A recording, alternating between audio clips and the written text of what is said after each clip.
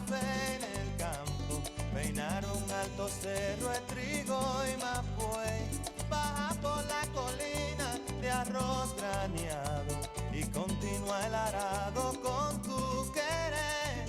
Oh, oh, oh, oh. Ojalá el otoño en vez de hojas secas vista mi cosecha epitizale. Sembra una llanura de batata y fresas, ojalá que llueva café. Pa' que en el conuco no se sufra tanto, ay hombre. Ojalá que llueva café en el campo. Pa' que en Villa Vázquez oigan este canto. Ojalá que llueva café en el campo. Ojalá que llueva, ay hombre. Ojalá que llueva café en el campo. Ojalá que llueva café.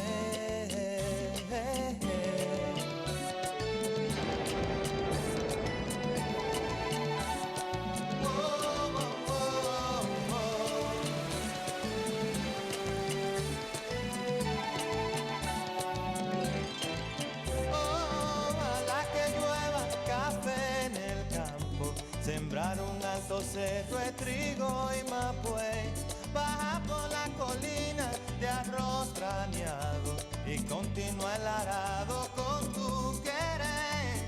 Oh, oh, oh, oh. Ojalá el otoño en vez de hojas secas vista mi cosecha epitizale. Sembra una llanura de batata y fresas, ojalá que llueva café.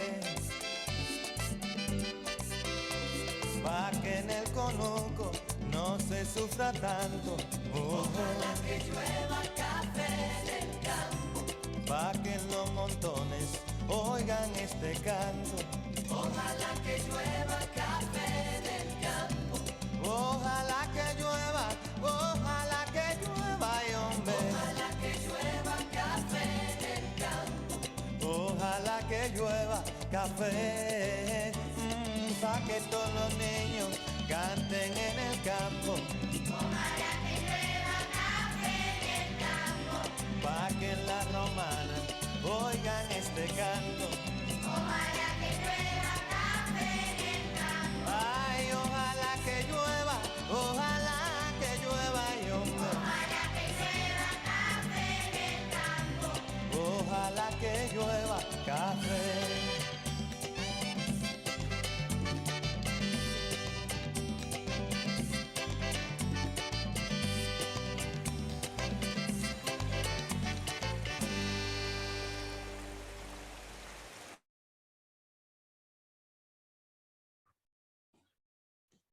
Hey, good afternoon. Boy, that song gets me going. Welcome, welcome to our final closing session of CABE 2022. My name is Jan Gustafson Correa, and I cannot believe that we have reached our final session for this week. As we get to this point, I want you to all send out in the chat, in your vibes, a big thank you to our interpretation team, to Patricia Juarez, Esteban Zacarias, Cesar Vargas, and Peter Baird, Mari Valencia, and Araceli Chavez, and our whole team for helping in the background. Give them some chat love. We thank them for that support. We want to remind everybody that if you'd like to listen to today's presentation in Spanish, whether you are a native Spanish speaker or someone learning Spanish, it's always fun to listen in Spanish. And so we invite you to go to the interpretation icon at the bottom of your screen. Si usted desea escuchar esta presentación hoy en día en español, puede ir abajo de la pantalla para ver el icono de interpretación y escoger el idioma español. También si quieren ver la transcripción, los subtítulos en inglés, pueden escoger el botón que dice Live Transcript con la letra CC. If you also would like to read the live transcript or the closed caption, please go down to the bottom of your screen and select Live Transcript with the CC symbol as well. As we get to this point of our conference, there's just so many people to just give appreciation to. We'll be doing a little bit more of that toward the end of our time today, but just a huge thanks to our CABE team, our CABE board of directors, our temporary staff that's been working with us, our planning committee, our volunteers, our sponsors, our presenters, and just especially you. It has just been a fabulous week together, and we have a fabulous ending presentation. I know we're all excited to be in the same Zoom space as our great colleagues, Dr. Virginia Collier and Wayne Thomas. Ginger and Wayne are great colleagues and friends of CABE, and we can't wait to hear a little bit more of their wisdom with us today. But before we get there, I have the great pleasure of introducing another of our wonderful CABE board members. As I mentioned earlier, we have a 14-member board of directors. We actually will be having board elections coming up in the next month or so you may be interested in that as well.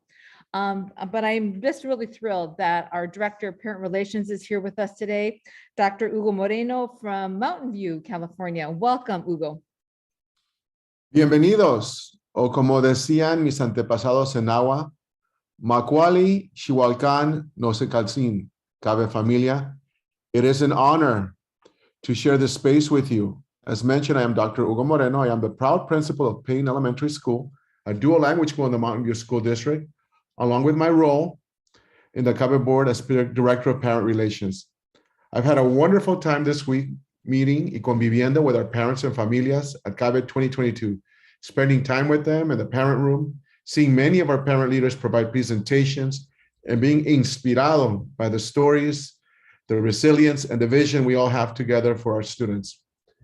We have been sharing our conference theme all week long, Stand Up and Get Up for Biliteracy and Multilingual Rights. And that has energized me, and I hope it has motivated you to keep the vision of biliteracy and multilingualism and equity strong in our instructional programs and throughout our whole school environments, in our comunidades. I know I'm going back to my school side with a renewed vision and revitalized, and I hope you are too. Y ahora, it is my privilege to introduce our closing keynote speakers for today, Dr. Virginia Collier and Dr. Wayne Thomas. This for me is quite an honor. Dr. Collier and Dr. Thomas's research and writings have been at the center of our work towards long-term school effectiveness for linguistically and culturally diverse students. And they have impacted programs deeply in California, across the nation and internationally, particularly our dual language programs. Virginia is a professor emeritus of bilingual multicultural ESL education at George Mason University in Fairfax, Virginia. She has served in the field of language minority education for over 3 decades as a parent, a teacher, a researcher, teacher educator, and doctoral mentor. Wayne is professor emeritus of evaluation and research methods in the Graduate School of Education at George Mason University. His research programs and publications focus on the evaluation of at-risk student programs, especially programs for language minority students and educational technology applications. There are many publications, include an 8-part series of highly effective systems and approaches for dual language and English learner programs. This powerful series of books is published by our close partners and friends at Dual Language Education, New Mexico. Dr. Collier and Thomas have been a wonderful part of CABE Familia for years, and we award the CABE Voices for Change Board Award in 2014. This year at CABE 2022, last night actually, they graciously hosted a conversation with Ginger and Wayne, an exclusive event for CABE members. They continue to walk the walk with us, side by side, de hombro a hombro, con las manos entrelazadas, to impact and deepen our vision to English learner students. Please join me in welcoming Dr. Virginia Collier and Dr. Wayne Thomas. Yay! Put the PowerPoint on. Okay. Let's see if I can get this done here this time. Okay, is that good for everybody? Everybody can see it okay, I hope. I hope we're in presentation mode there. Okay. You look great. Okay. So we are going to inspire you all today. We are so proud of California and all the things that you have done to bring back dual language schooling, and we're going to focus on dual language schooling for everybody. And we'd also like to inform you, we've been doing at this for 35 years. And so I know a lot of you know much of what we have produced, but we want to make sure that you have a complete list of our major Wayne and Ginger's greatest hits findings before we leave today. And finally, we want to empower you. For those of you who are in the job of being able or having to explain these matters to other folks like your colleagues, school board members, whomever, we'd like to provide you with whatever you need to be able to do that successfully, with the ultimate goal, of course, of advancing the cause for English learners and, in fact, for all students in the great state of California. Mhm. And so all in a half an hour, here we go. We're going to rush through a lot of material in a short time, we hope. This is our summary. It's in the yellow book, Why Dual Language Schooling, of all our research over the last, how many years now, 50? No. Well, 35 since you Yeah, and I started 35 working since we together. started Yeah. working together. Right. And we're summarizing our work and other researchers' work together into dual language is really the most powerful program in the world. And in the United States, it's spreading to all states now. We get full gap closure, high academic achievement for all students. It started out as something mainly for English learners, and now it's for everybody. These next 2 points, cognitive development and student engagement, are what we're finding in all of our research. These are the number one and number two major outcomes of a successful dual language program. And we'll keep coming back to these during the presentation. We graduate proficient bilinguals who are also biliterate, and they are ready to use their two languages in every context, social and professional. And we have discovered that dual language is a vehicle for school system reform, and we'll share more about that in a little bit. Okay. This is our overview of what we're talking about when we say, what is dual language? This is what we mean by what does a dual language program look like? The first characteristic that's most important is it's the mainstream. It's not a segregated program only for English learners. It's for all students to work together and all educators in a given school district to work together as a mainstream program. Over the years, people have come to think of education, especially for English learners, as something done over in the corner, as a very special activity. We need to get away from that mode of thinking with a successful dual language program. You see the cognitive development and student engagement again. Those are key research findings. There is a lot more student-to-student interaction in dual language, and literacy skills and knowledge across all the subject areas transfer from one language to the other. So as they develop their academic work in both languages, it just really enhances their achievement in school. And teachers are the best teachers in the world. You guys are fabulous. You are the innovators of the 21st century. As you use cooperative learning and all the second language teaching strategies you have to, and lots of problem solving and all kinds of stuff that happens in a dual language class. And what happens as a result of all of that? The students are high achievers. I mean, really high achievers. We'll show you what we mean by that in a minute. They master the curriculum in 2 languages, and that means that they're using the power of the human brain, which is wired for multilingualism. Now, many people have asked me, and Ginger, over the years, well, what's the result on a month-by-month basis? So we've sat and looked at a lot of test data. Basically, in a successful dual language program, the students gain about 2 months per year compared with those similar students not in a dual language. Now, that may not sound like a lot, but it adds up over a 4 or 5 year elementary program, and even more so if you carry dual language into the middle and high schools. So that 5th graders, for example, wind up entering 6th grade, performing as 7th graders. That's not unusual at all. In fact, it's pretty close to what typically happens when you have a very well implemented dual language program. And we have found that if they, by the time they enter middle school, they're 1 year ahead of their peers not in dual language. By 8th grade, they're 2 years ahead of their peers not in dual language. And this is true for all groups of students. We'll show you what we mean in a minute. The students get strong when you continue the dual language program as many grades as you possibly can. They get very strong in both English and the partner language. And they are very self-confident. They can just go and do things in a way that we've never seen with other students before. Really, we're university instructors. They act and perform like undergraduates or even graduate students when they're in high school. That's the level of and the magnitude of impact of a successful dual language program that we're talking about. Okay. Now, who enrolls? Who are you going to let into the dual language classes and why? Okay. First of all, it's an equity and social justice lens for historically underserved Latinos. And so if you have a Spanish-English dual language program, all your Latinos should be in the dual language classes, and you should really work to make that happen. That means that this is a controversial one. Spanish-speaking newcomers, they've just arrived from wherever, El Salvador, and all of a sudden, they're in your school district at 7th grade and they don't know any English yet, and they're behind in their academic achievement. Maybe they're several grades behind. They've had a lot of interrupted schooling. They belong in the dual language program, and it's extremely important that they get access to academic courses in Spanish to catch up to grade level achievement.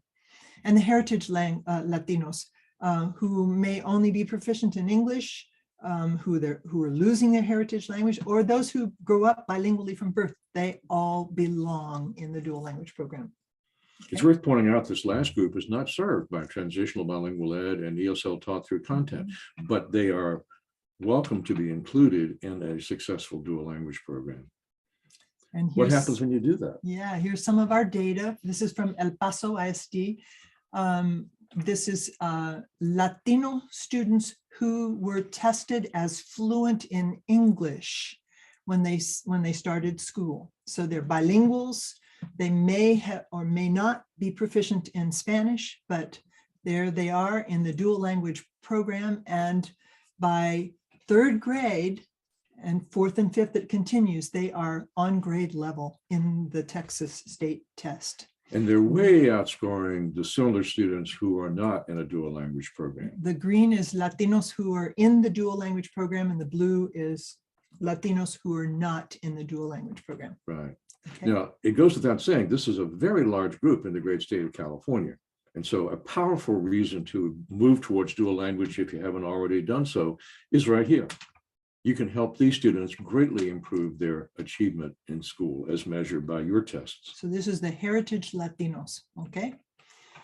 We also saw that in Houston, we worked with them for 10 years.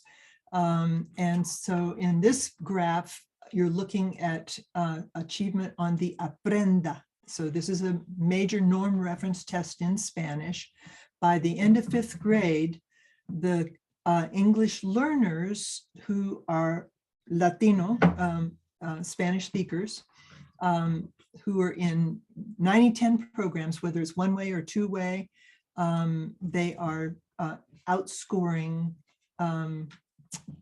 everybody in Spanish. They are really high achievers.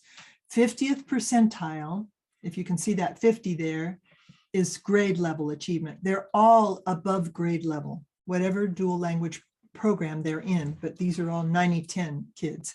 I'll tell you what the green line is in a minute. Well, we'll give you a heads up. The green line is the native English speakers, who were mostly African-American inner city kids, scoring higher in Spanish than the Spanish speakers.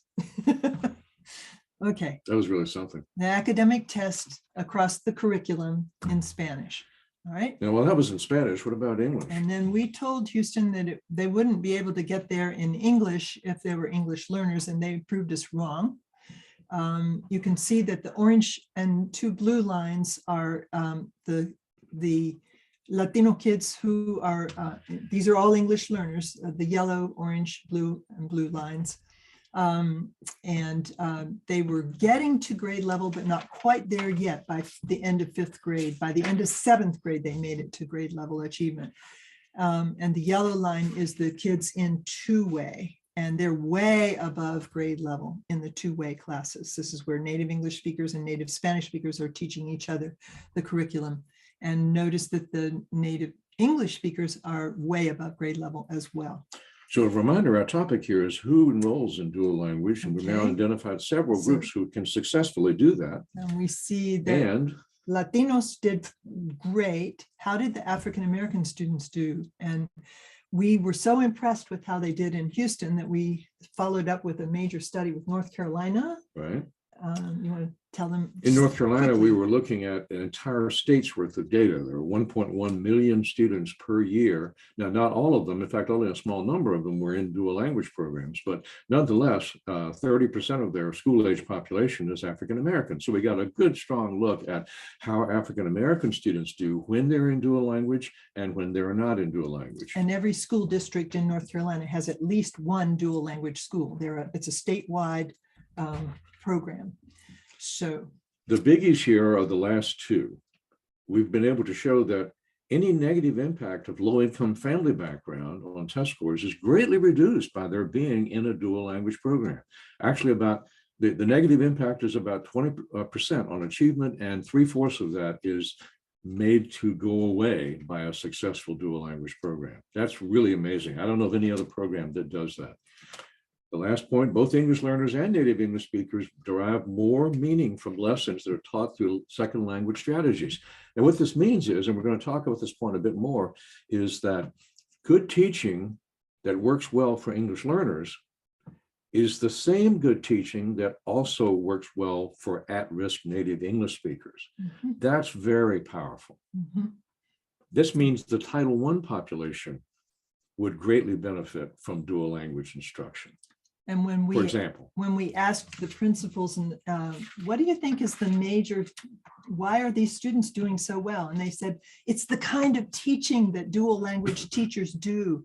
They make the material meaningful to the students, and the students get excited and they understand what they're supposed to do, and they do it. So they're saying dual language teachers rule. Dual language teachers are powerful. Okay. all right.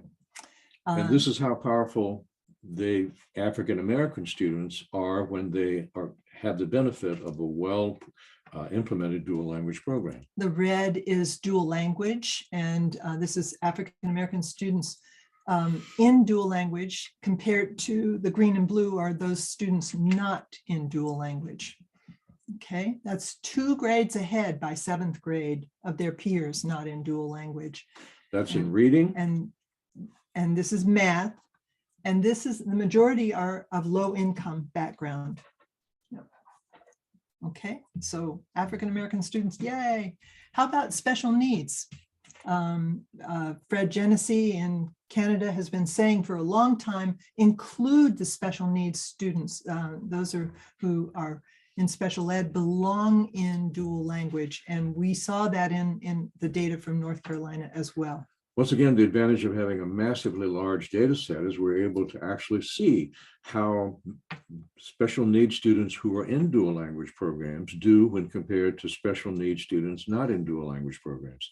The numbers are smaller here. The sample sizes are in the hundreds rather than tens of thousands. But nonetheless, this is robust enough for us to make some policy-oriented recommendations and conclusions from all this. Mhm. And that's the reading achievement. And next one is on math. You can see high achievement. Again, they're scoring at least 2 grades above their peers not in dual language. The special ed categories and in this data, the largest number were learning disabilities, but also autism and emotional issues. Yeah, whatever. Mhm. Yeah. So our recommendation is you should not exclude special needs students from dual language. Give them a look. It may well be that on a student by student basis, dual language is the most appropriate instructional placement for them. And think about it. What we've already said, the number one outcome of a successful dual language program is increased cognitive development. Do special needs students do that? Need that? Sure, of course they do, like all other students do. They benefit from the things that dual language programs do best. Okay, so include all students who want to attend in your dual language classes. The benefits are just huge. Remember, dual language is the mainstream. It's not a specialized program. So English learners in dual language are not socially isolated from their classroom peers. We've said that dual language teachers are very effective at innovative strategies for teaching. Second language acquisition encourages that. And we know how to do cooperative learning in dual language, and that enables the kids to teach each other and acquire the two languages of instruction. And here we are with cognitive development again. Okay, next one. Both groups are equally challenged in their second languages, and so they identify with each other emotionally. One group is an expert when the work is in their home language, and the other group is experts in the other language. So it equalizes the social relations between the groups and brings friendships across language and social class. Teachers, you all are fantastic with social cultural support and good feeling, good vibes in the class. Okay. Now, we heard from the good CABE folks that the California State Legislature is considering funding for schools that want to go school-wide for dual language, where all the classes are doing dual language. And you've already had some experience with that in some of your school districts. There's so many issues that are problems in strands within a school that get resolved when it becomes a whole dual language school. You want to go over? Well, one of the problems is what researchers call the John Henry effect. Teachers in dual language wind up being in a competitive situation sometimes with teachers who are not in the dual language program for resources and other such things that are available at the school. This tends to disappear in a school-wide program. You have the problem or issue of parents who prefer English-only instruction. This can be a little more difficult to accomplish in a school-wide program, because if you're not going to have a provision for English only in your local neighborhood school, you have to be able to provide it in a neighboring school, and the transportation rears its head as an issue. So that's something you have to work through if you're going to go school-wide.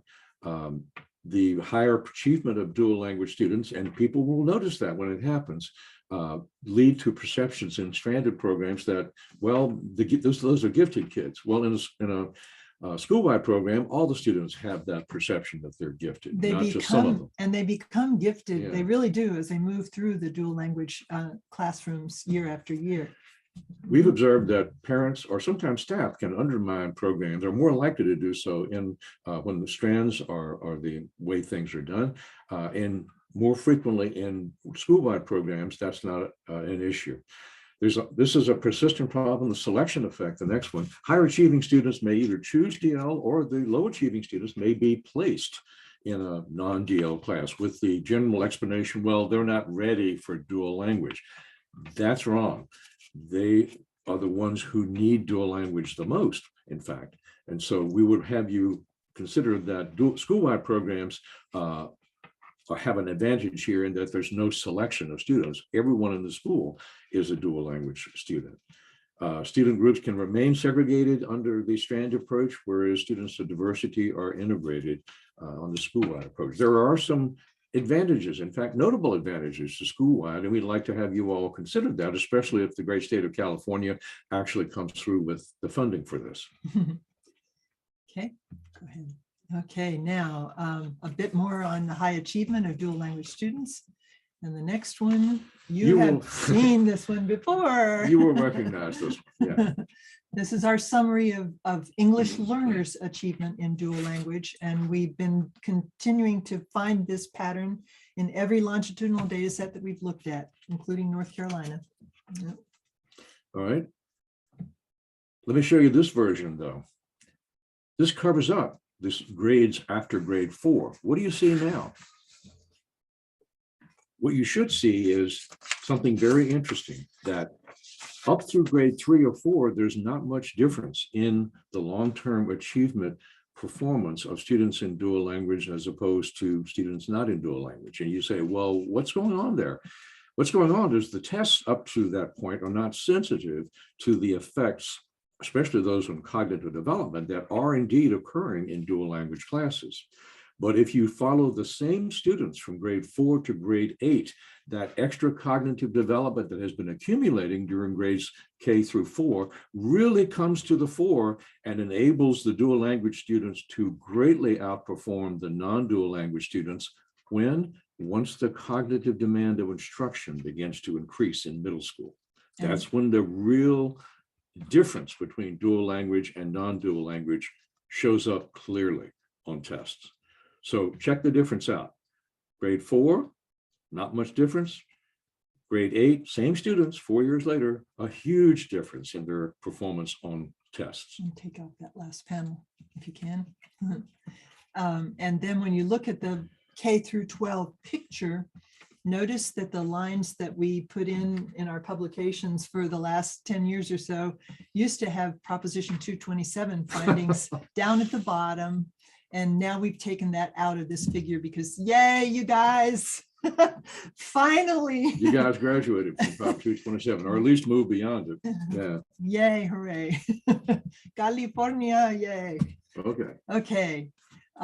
There's lots of research on the cognitive advantages of being bilingual. There have been hundreds of studies since way back at the beginning of the previous century, actually. And to whom do these findings apply? They apply to proficient bilinguals.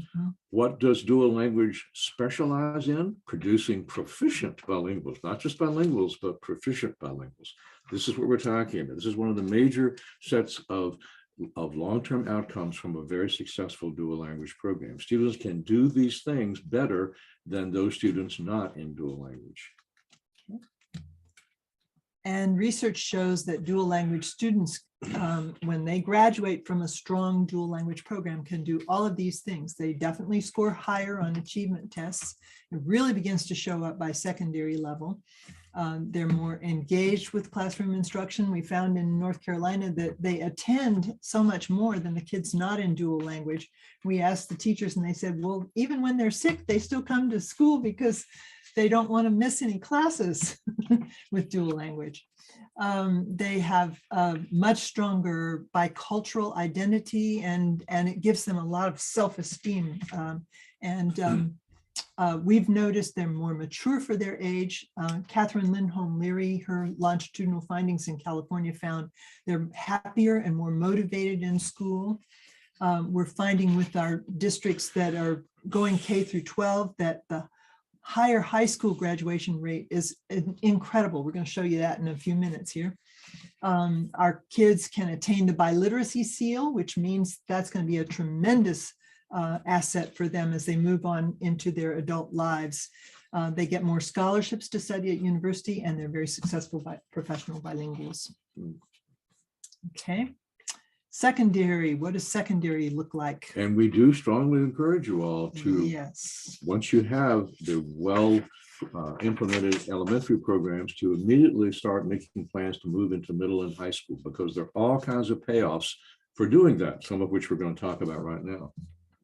So who should attend the secondary dual language courses? Well, first of all, understand that what we mean by dual language at secondary level is courses in the partner language. That's the key issue, is plan for all the bilingual staff to plan which courses are going to be taught in the partner language. And we're talking about advanced courses, not That's right. not just the elementary AP courses, because those kids are ready to go. And you want to attract them to enroll in these courses. Electives should be offered.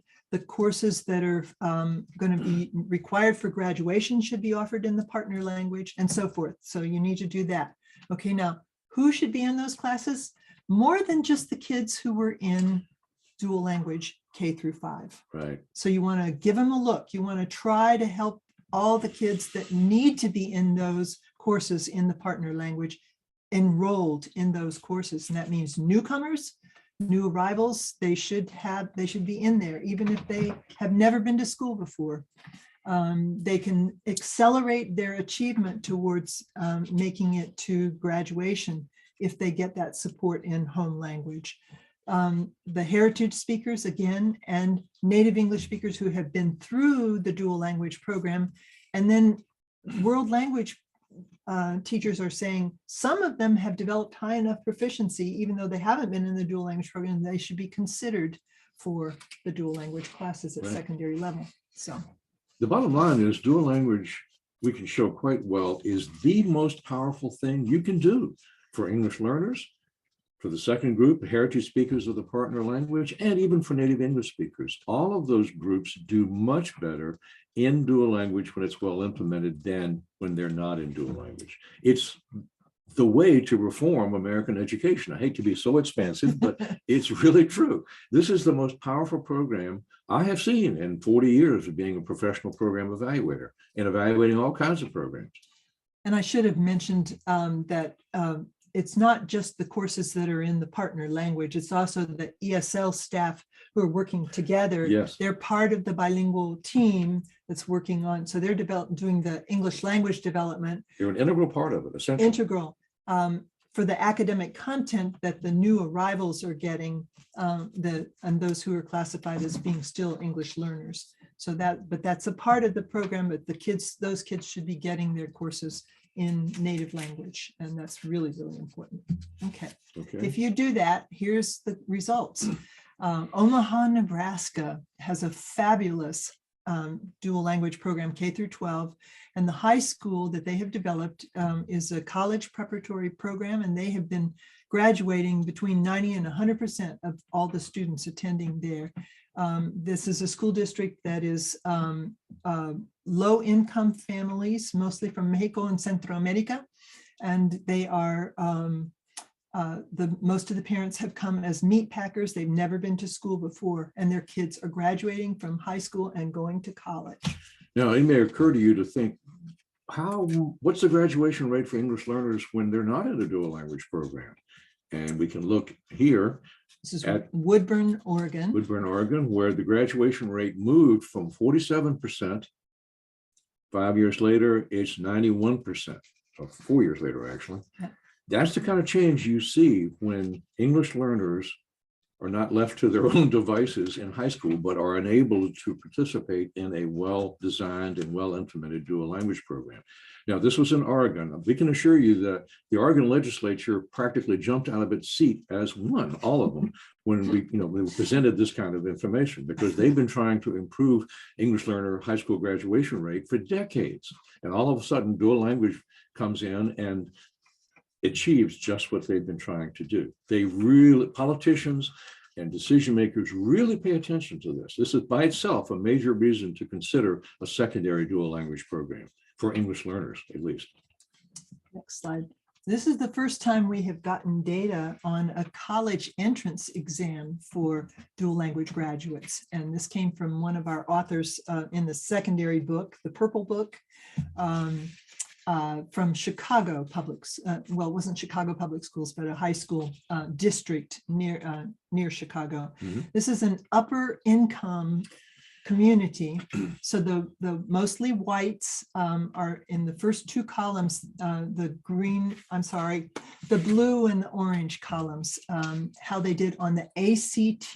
This is a college entrance exam. A very difficult college entry exam, by the way. And the dual language kids outperformed the non-dual language kids on this test. And then the gray and the yellow lines are the Latinos. The gray is dual language, and the orange is Latinos not in dual language. And again, they outperformed in a very significant way. Yeah, those effect sizes you see on the bottom half, they're all very practically significant, very actionable. They're not small differences at all. The Latinos are of low income background. Their white peers are of high income background, and yet both groups are doing very, very well. Amazing. And this is from Par San Juan Alamo in Texas, right on the border with Mexico. And this is an example of biology achievement. The high school people here are teaching an advanced course, biology, in Spanish for students who in the past have been English learners and who are in a secondary dual language program now.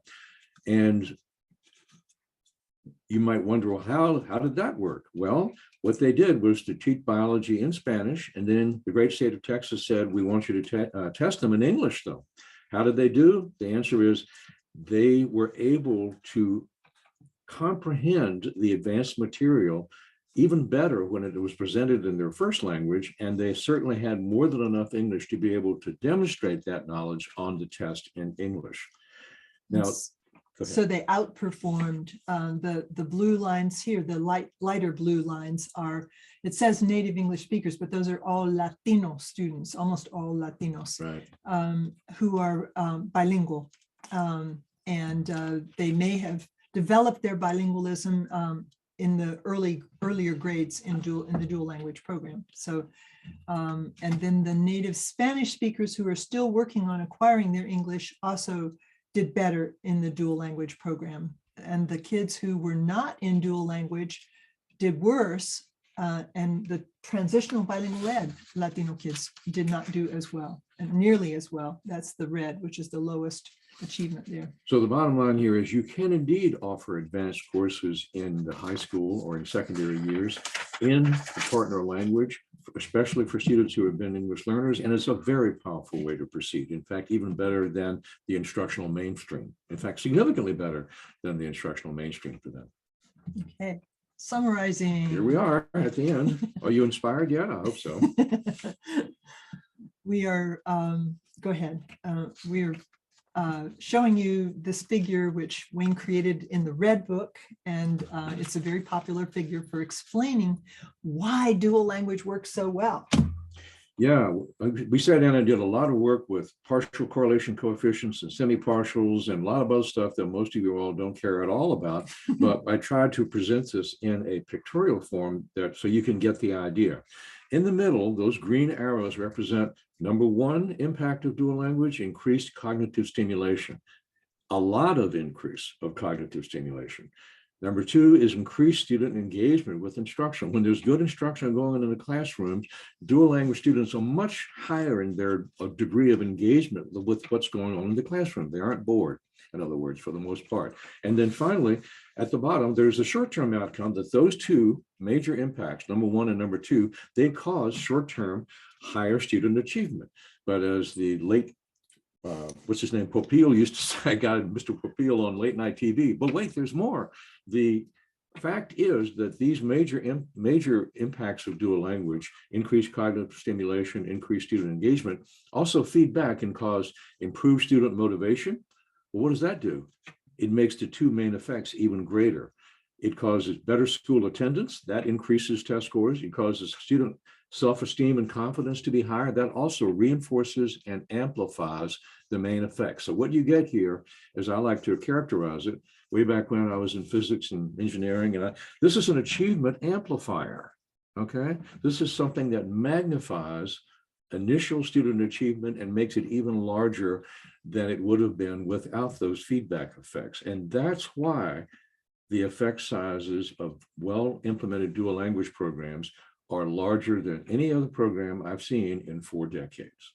That's why. And he's analyzed a lot of data, over 8 million student records over the last many years. So that's our attempt to try to represent pictorially what otherwise a bunch of numbers you might not be as interested in. Okay, so where can you find all these things? And go to our website, Thomas and Collier, and everything we've ever published is there that's not in a book form. So it's all there for you free. Go to Dual Language Ed of New Mexico to get our books, and go ahead to the next slide. The 5 books are all about dual language. Different aspects of dual language. One is administrators, another one is on secondary. The yellow one is probably the most popular, Why Dual Language Schooling, and that has chapters for parents. 3 of these are also in Spanish. And the other 2 are being translated into Spanish right now. So pretty soon we'll have all 5 will be in English and Spanish. Okay. So I'll put this back up again in case anybody didn't get those links. And that's it. So go for it. Sigue la lucha. We've been saying this for years. We really want you guys to get even further ahead than you are already. Did you know that since Prop 227 was, well, I won't say it's superseded, but you guys moved ahead of it, at least somewhat, got more flexibility.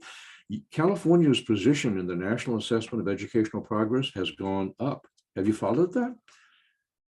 When Prop 227 was first superseded, or whatever the right term is, California was close to the bottom among the 50 states. Now you're, last time I looked, you're number 40 and moving up. That's a lot of progress for just a few years. So way to go, guys. Yay, Keep it up. California. And dual language is the most powerful way you can move California all the way to number 1, which we hope will happen. Yeah. Okay. All right. Thank you so much, Dr. Collier and Dr. Thomas. And what powerful and meaningful way to bring CABE 2022 to a close. We truly are. We're so excited to have you be part of our closing ceremony. And we're inspired and ready to move forward to continue our efforts in promoting biliteracy and multilingualism in our schools and our communities. Glaso Kamatli, Miyak, gracias. That's Nawa for gracias. And now I am privileged to invite to our stage, our Zoom stage, our CABE incredible board president, Dr. Barbara Flores, La Jefa. Thank you, Dr. Moreno.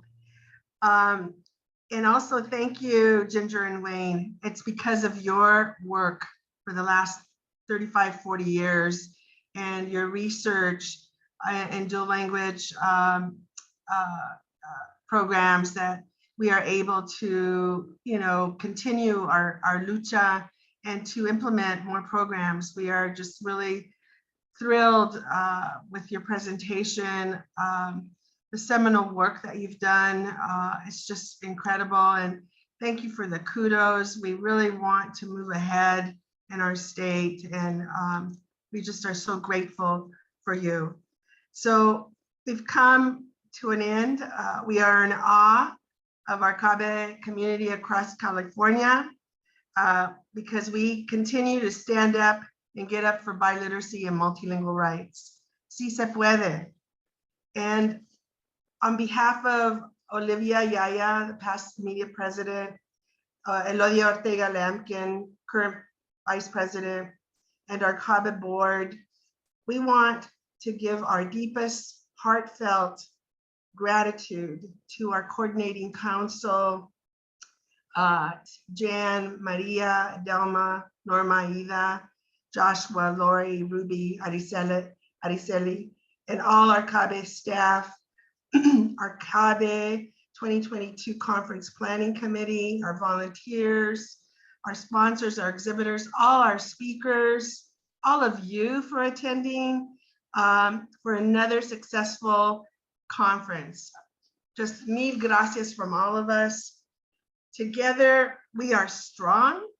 Together, we can solve anything. Together, we are one. Que viva la familia CABE. See you all next year in Long Beach, March 22nd through 25th in person. Mucho cariño a todos. And now Jan, can you take it over? Absolutely, Barbara. Thank you so much. Thank you for acknowledging the support of our amazing CABE team, our CABE staff, our planning committee, all those. And I'd like to acknowledge the incredible board of directors we have. And I think our next slide will show the amazing board of directors that guides and leads and inspires this organization. Thank you to all of you, Barbara, Olivia, Elodia, Rosa, Marisa, Gloria, Zenaida, Marlene, Letty, Raul, Hugo, Carolina, Mary Helen, Maria Elena, and of course, legal counsel Mary Hernandez. Your vision keeps propelling our organization forward and gives us direction as a CABE team, as a CABE familia to get the work done. So thank you so very much. Greatly appreciated. So I would like to ask if we could back up a slide where we had our CABE team. Thank you so much. And I do want to acknowledge just the incredible group of individuals also that I get to work with every day. And you know, they're humble, they're working hard, they're behind the scenes, they've been behind every Zoom room meeting, every detail of this amazing event. And I just want to thank each and every one of you. I would like to ask our participants that are on, if you see somebody on there, will you just give a shout out in the chat to the CABE team, either by name or just by group, just shout out, because this team has been incredible. I want to thank Maria Villa, our Deputy Director, for her great support and direction in her new role. And of course, our Queen of Conferences, Delma Szalwinski. Delma, are you there?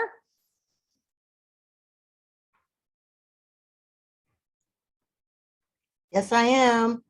I'm There you here. are. Great. Thank you, Delma.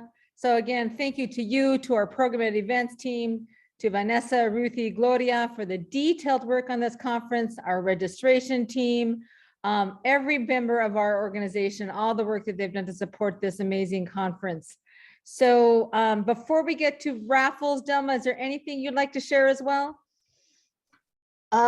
You said it all. This has been a great conference. I do hope your experience have been the best virtual experience here, because we like to call this CABE 2022, the best virtual conference ever. So I do hope you guys agree and send us love our way. And I look forward to seeing you guys next year in 2023, hopefully in person.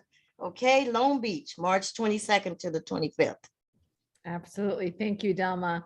And as we get ready for the raffle, I just want to give an extra thanks to Ginger and Wayne for being with us today, for Dr. Jose Medina for being with us this morning, to Lily Wong Fillmore and Jim Cummins for their presentation on Wednesday, to Maria Hinojosa, our keynote on Thursday, and to Dr. Angela Valenzuela, our keynote yesterday, as well as Ramona Laughingbrook Webb for her closing last night. Just powerful, along with 1, 2, 3 Andres and Carolina, or Christina, excuse me.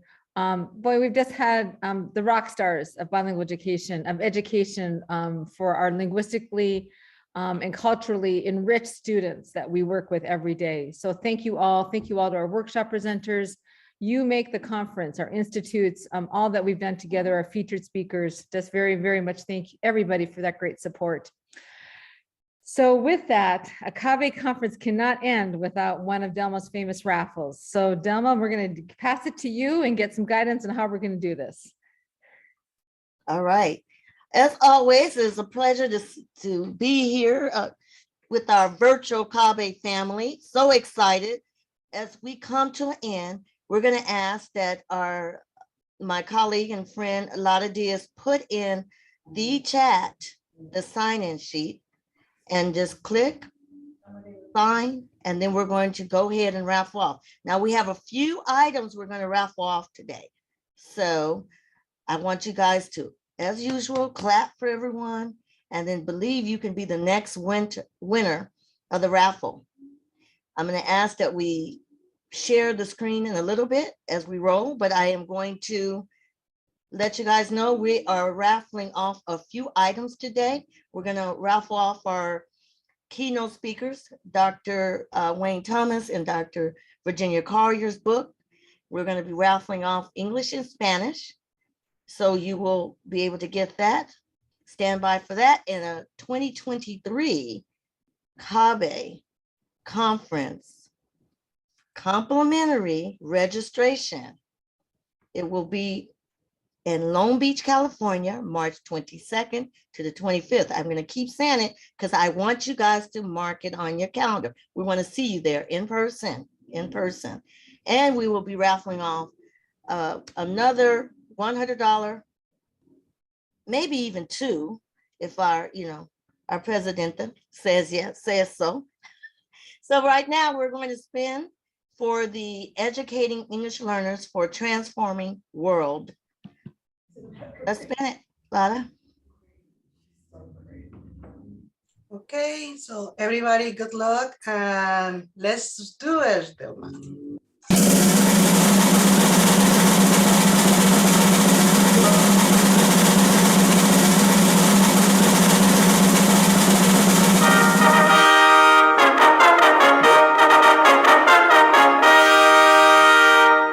Oh, wow. Connie Brambila, congratulations from Palmdale. Oh my God, Palmdale's on fire. Been winning. Congratulations. You won the doctors Virginia Collier and Dr. Wayne Thomas Educating English Learners for a Transforming World book. That is the English version. Now we're going to raffle off for the Spanish version. Let's do it.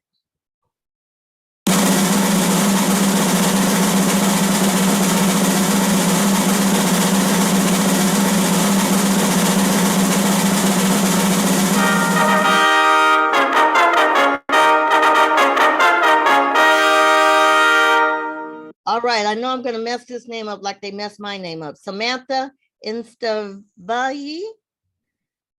You know who you are. Please forgive me if I mispronounced your name, but I love it. Congratulations to you.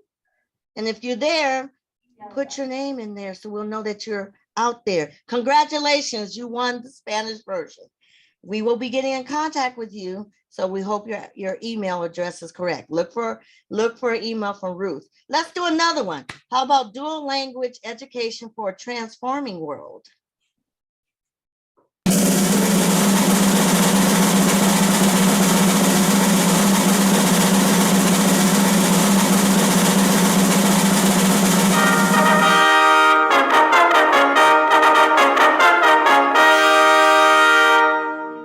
All right, Lotta, would you like to help me with the announcement of this name? Who's the winner? Of course. So, congratulations, Alma Ramirez. Felicidades, Alma Ramirez. You get the Transforming Education. The Spanish version. Congratulations to you. Okay, stay around, people. We still have more to come. And then, of course, we're going to raffle off that big prize. Okay, so stand by. We're now going to raffle off for Creating Dual Language Schools for a Transformed World. The administrator speak by our keynote speakers of the hour.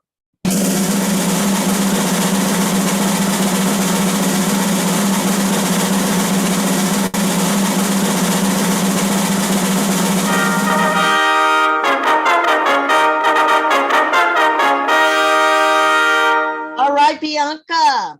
Bianca, look like you're Bianca winning. Rangel. Felicidades, Bianca Rangel. Welcome and congratulations, Bianca Rangel.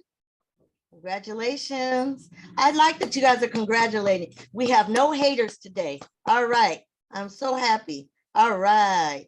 Okay, let's do another one. Hang in there. This one is for why dual language schooling? English. Let's do it. Okay.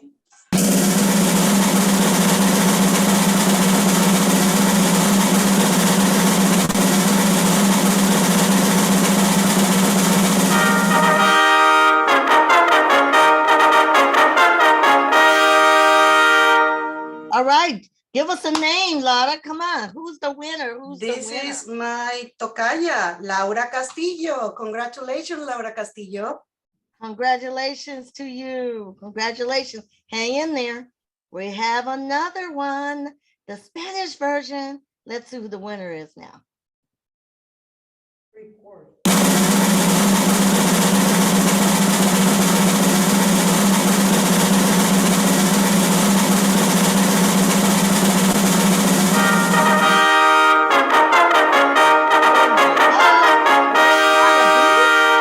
Santa Cruz.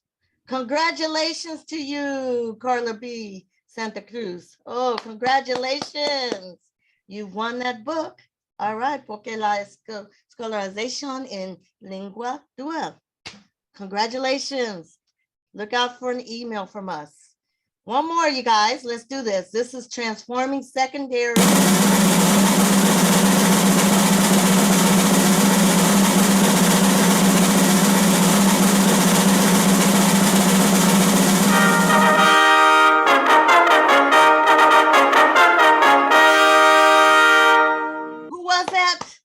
Scholar, would you like to announce the winner, Magda?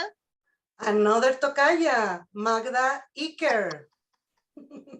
I don't know your name. Congratulations, Magda. Use mine for the- Yeah, Congratulations to you. music All doesn't- right. 2 minutes, yeah. Well, congratulations to all our winners. We will be in contact with you and we'll get those books out to you. Now, Selma, our partners from Be Glad would like to raffle off one Be Glad course. I just sent you the text. wonderful. Thank you so much. And thank you for donating these books. Our partners and friend, Dual Language Education, New Mexico. Thank you so much. All right, we just got some more raffles in. That's always good for me. I don't know about you guys, unless you guys don't want any raffles. I mean, we don't have to do it. Okay, we have another raffle going that's going to go. All right. We're going to raffle off one Be Glad course. Wow, man. Okay, everyone, let's do this. Be glad. One Be Glad. Here we go.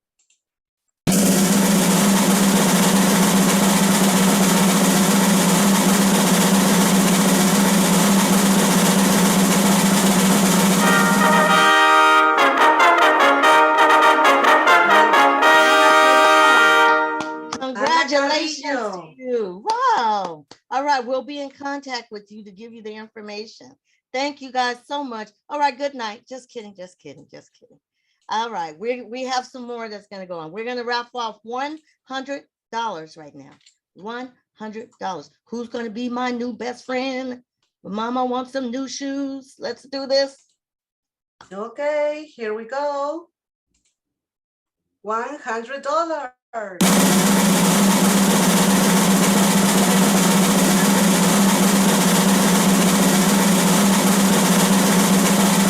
Ruby Garcia.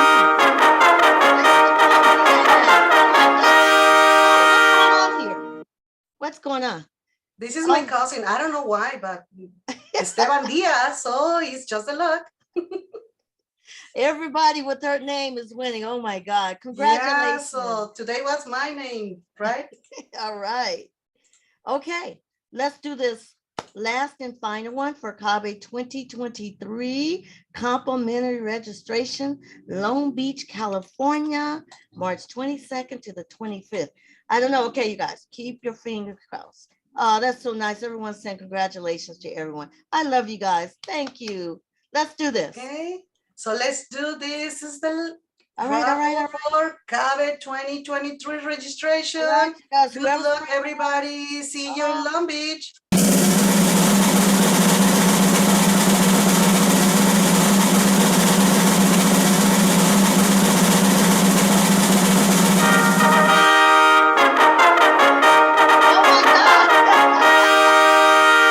Trisha Waters, oh my God, you're the winner of the $100 gift certificate. Congratulations to you, Patricia.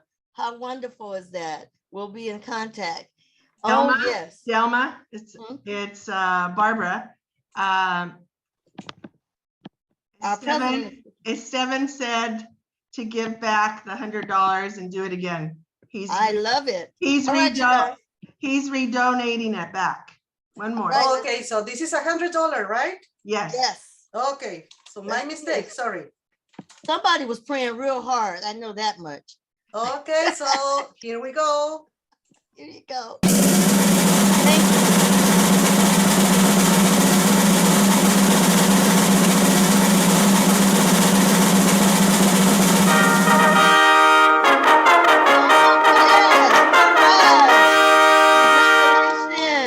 Congratulations. Congratulations to all our winners and congratulations to all our participants because you had a chance to participate in the best virtual conference ever.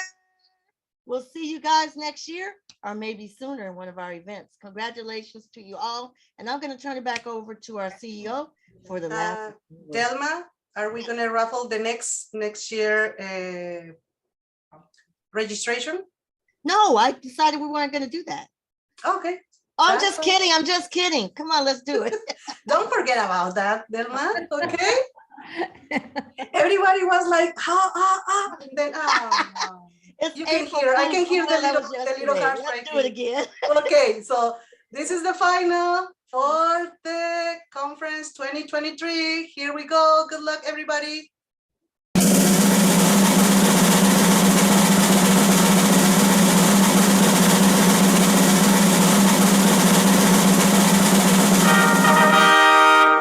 Oh my God, wonderful. On here, congratulations. You want to read that out, Lana? Go ahead, read that name out. Okay, so congratulations to our winner for the CABE 2023 registration in Long Beach, Juana Perez. Congratulations, Juana.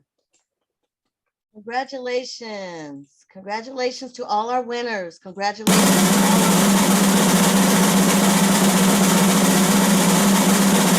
Sorry. They got excited. They thought we were getting another one. Yeah, I was no, actually that's excited it. too. That's it for today. Congratulations, everyone. I'm going to turn it over to our CEO, Jan Gustafson Correa. Until we meet again, have a great day. Thank you, Delma. Thank you so very much. Thank you, Laura. That was so much fun. So friends, CABE 2022 is now in the books. Great celebration for a great week together. Thank you so much for being with us. Put in the word that you're leaving with us today. Put in the feeling that you have as you leave CABE 2022, and mark your calendars for our CABE Dual Language Immersion Summer Institute, July 5th through the 7th, and our CABE 2023 Annual Conference, March 22nd through the 25th in Long Beach, next year, 2023. We will see you in person. We must. Love you all. Abrazos. Thank you so much for joining us. That's a wrap. Adios.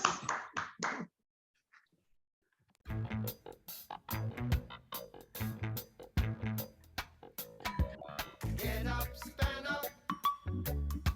Stand up for your right. Get up, stand up. Stand up for your right. Get up, stand up.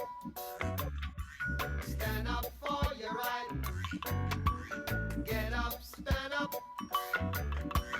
Don't give up the fight. Oh, preacher man, don't tell me heaven is under the earth. I know you don't know what life is really worth. It's not all that glitter is gold. And half the story I'd never been told. So now you see the light. You stand up for your right. Get up, stand up. Oh, stand up for your right. Get up, stand up. Stand up for your right. Get up, stand up. Stand up for your right. Get up, stand up. Stand up for your right. And I say, most people think a great God will come from the sky, take away everything and make everybody feel high.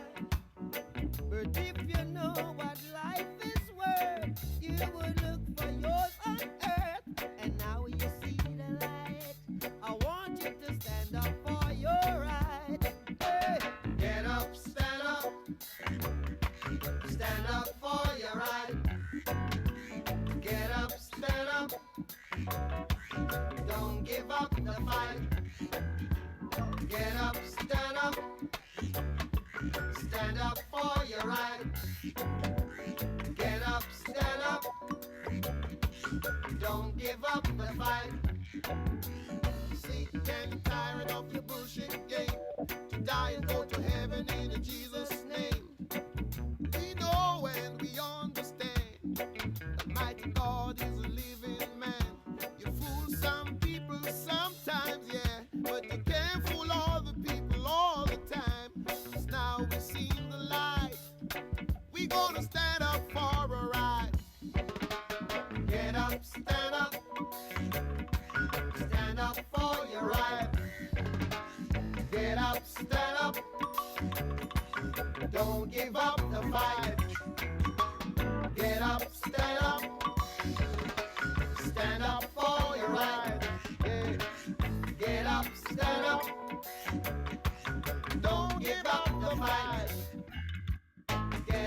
stand up.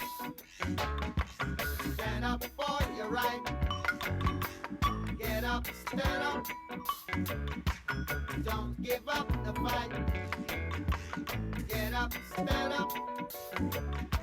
Stand up for your right. Get up, stand